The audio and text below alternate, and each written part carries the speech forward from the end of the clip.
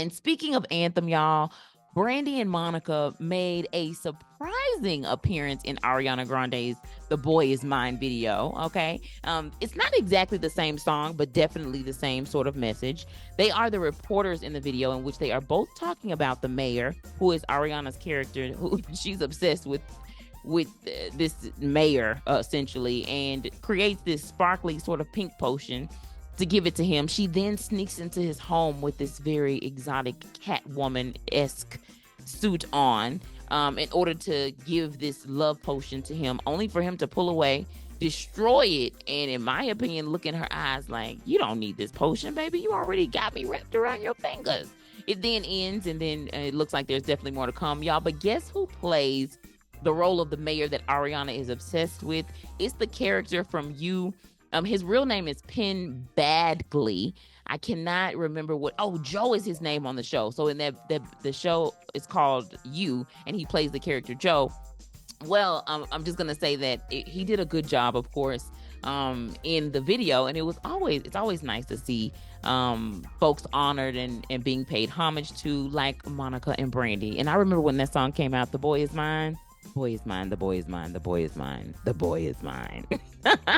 And critics, it's time for Black on the Inside, where we go inside of the top tabloid magazines. This week, it's going to be Us Magazine's June the 17th issue. We have Lionel Richie on page 6 quoting just kind of about Nicole Richie as well as Paris Hilton when they get together, how scary that can be. If y'all remember back in the day, Paris Hilton and Nicole Richie had a reality TV show, one of the first ones that came out, not the first, right, but one of the first that came out. Very crazy. They were put in my opinion different scenarios just so that they can react a certain way so that we can get more entertainment. But the world loved it. They really did love it, and even the people who hated it still talked about it, so much so that you're like, do you hate it though? I think you still love it too. But Lionel Richie also just welcomed a brand new granddaughter. Sophia Richie just had a baby. That's his other daughter. So congratulations to Sophia Richie. I saw a few photos floating around online where she did like a little celebration of welcoming her little girl. But congratulations again to Sophia Richie. And if there's ever a return for Paris and Nicole to do a show, I believe that they got some folks that's still interested in watching it. Time will tell. And Will and Martin are also on page 12. Just talked about them with the Bad Boys for Life, but they're promoting the film. Did y'all know that it's been almost 30 years? It's been 30 years for Bad Boys. We Bad Boys for Life. And on page 23, they take a rare look inside the relationship of Queen Latifah and Ebony Nichols, which is her longtime partner. I have to say that I was very surprised to see them on the red carpet. They were at the Met Gala together looking amazing.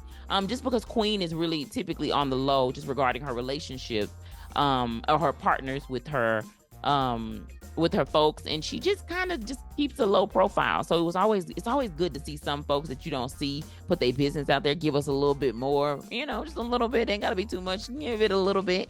Shout out to Queen Latifah for entering the chat of DJ Academics when he was talking Mac about all the women, because that's all he does. I feel like all he be doing is attacking the women. Stop attacking the ladies. If you want to be one, just say that. The report goes on to say that the two are very supportive of each other's careers, and I'm talking about Queen as well as her partner, Ebony, and they share a strong and healthy bond. And seeing them together at the Met Gala, it was a nice surprise. Speaking of surprises, Kelly Rowland is on page 25, just kind of talking about motherhood and the bond that she has with her sons, both Titan as well as Noah. That's who she's going to be taking with her on the Destiny's Child tour that they're going to be doing here soon, and they're going to kick it off. Side note, Kelly's book, Whoa Baby, is on the free digital platform Hoopla, along with her album, Talk a Good Game, and Here I Am. They're also available on the platform. And Northwest popped up on page 28. In the article this time, instead of talking about Northwest's performance, they're more talking about how Kim and Kanye collaborated for the event, and Kanye basically had his phone up the whole time recording his baby, making sure that he got nothing but great footage of her performance.